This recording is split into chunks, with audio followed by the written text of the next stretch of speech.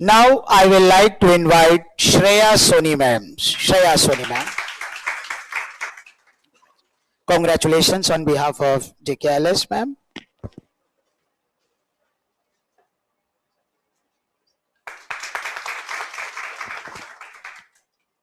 थोड़ी सी अपनी judicial journey के बारे में बताइएगा मैम। मेरा थर्ड अटेम्प्ट था और सेकंड इंटरव्यू था, तो मेरे लिए बहुत मतलब डिफ़िकल्ट था अपने आप को मेंटेन करना, कंसिस्टेंट रहना, प्लस पेशेंट रहना, क्योंकि मैंने ना तो एलएलएम किया है। मेरा हमेशा से यही टारगेट था कि मैं लॉ कर रही हूँ, दैट इज़ जस्ट बिकॉज मेरे को आरजेएस करना है। मेरा और कोई टारगेट नहीं था, मैं कभी अपने लिए ऑप्शंस क्रिएट नहीं करना चाहती थी।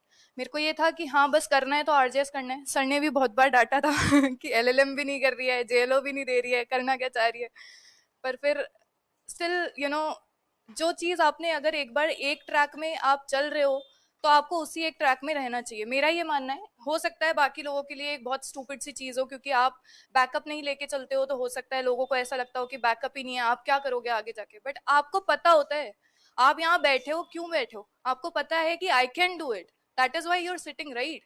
अगर आपको नहीं पता होगा, आप कहीं ना कहीं आपको डाउट है, तो आप ऐसा करोगे आज आ रहा हूँ क्लास में, कल नहीं आ रहा हूँ क्लास में। क्यों कंसिस्टेंट हो? Because you know you can do it right.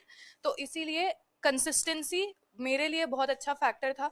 मैंने हमेशा इस चीज़ को मेंटेन करके रखा, प्लस अपने आप को एक ट्रैक पे रखा। दुनिया हजार चीज़ें बोलती है कि कुछ भी नहीं हो रहा है, रिजल्ट्स नहीं मिल रहे हैं, ये नहीं हो रहा है, वो नहीं हो रहा है। सबका अपना अपना तरीका होता है हर काम को करने का। आपको आपका पता है कि आप क्या कर रहे हो, and you should focus on that. ठीक है, थैंक यू सर।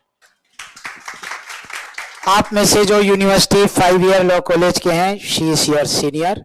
और मैंने इनको एक टॉपिक के लिए कहा था, आप में से कई लोगों की बात थी कि हिंदी लैंग्वेज में पर्यायवाची और ऐसे शब्द जो याद करने के हैं वो कैसे किए। तो मैं अब इनसे पूछना चाहूंगा कि इन्होंने कैसे याद किए।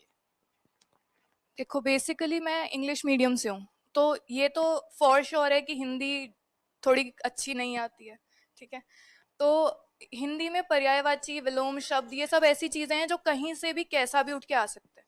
ठीक है, अभी रिसेंटली हम जो पैटर्न देख रहे हैं पेपर का, वो ये है कि इजी पेपर आता है, इजी चीजें आती है, हम फोकस करते हैं हार्ड पे। ठीक है, इजी चीजों पे फोकस करना हम छोड़ देते हैं। तो बेसिक जो बुक है आपकी आरबीएससी की, 8th की, 10th की, वही बुक्स में से क्वेश्चंस आते हैं। ठीक है, तो उन्हीं बुक्स को उठाओ, उन्हीं को रेफर करो, डेली 15 याद करो। ठीक है, 15 याद किए, नेक्स्ट डे वापस उन 15 को रिवाइज किया, फिर 15 याद किए। ऐसे करके डेली याद करो, लिखो एक जगह, और सिर्फ याद नहीं करना है, उसको यूज करो अपनी डेली लाइफ में। ठीक है, ये मतलब ठीक है याद करके अपन ने छोड़ दिया नहीं। अगर मैं कहीं पे कोई चीज सुन रही हूँ, कहीं पे कोई चीज देख रही हूँ, तो मैं उसको रिवाइज करूंगी कि हाँ मैंने इस चीज के बारे में ऐसा पढ़ा था, तो मेरे को वो चीज रिकॉल होगी। जब तक आप रिकॉल नहीं करोगे, revision, recalling is the key. ठीक है, तो ये चीज आप लोग को मेंटेन करनी है। सेकेंड चीज हो गई कि कंसिस्टेंट रहना है। टेस्ट सीरीज, सर की टेस्ट सीरीज बहुत हेल्पफुल है। ठीक है, टेस्ट सीरीज ज्वाइन करो, हिंदी इंग्लिश की भी टेस्ट सीरीज सर प्रोवाइड करवाते हैं, तो वो टेस्ट सीरीज भी आपको ज्वाइन करनी चाहिए, इन माय ओपिनियन। मैंने की थी। ठीक है, मेरे को ये हेल्प रही थी उससे कि मैं एक कंसिस्टेंसी मेंटेन कर पा रही थी, मुझे नई नई चीज़ें सीखने को मिल रही थी।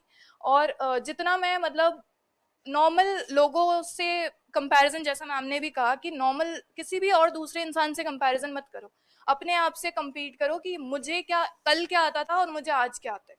ठीक है, बस this is the only thing you have to do. Thank you ma'am, thank you.